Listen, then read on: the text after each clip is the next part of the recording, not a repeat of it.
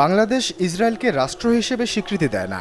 দেশের পাসপোর্টে এখনও লেখা আছে ইসরায়েল ছাড়া সব দেশে বৈধ, কিন্তু জাতিসংঘের বাণিজ্য পরিসংখ্যান বলছে ভিন্ন কথা।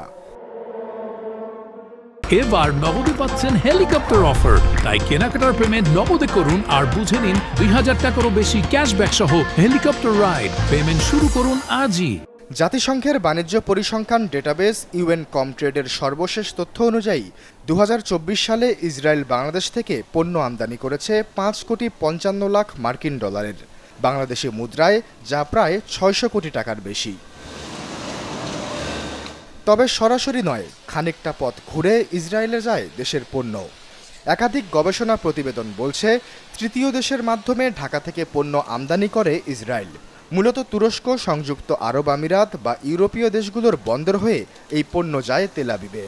যদিও এ অভিযোগ অস্বীকার করেছে তৎকালীন সরকার।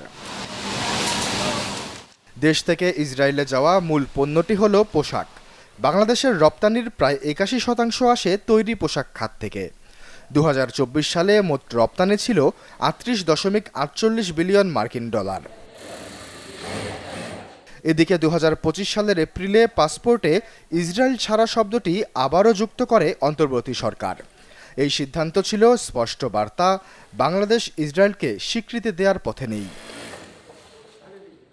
কিন্তু প্রশ্ন হলো, তৃতীয় দেশের মাধ্যমে যে পরোক্ষ বাণিজ্যের কথা বলা হয়েছে, যুদ্ধ থামলে এই বাণিজ্য আবার শুরু হবে কি?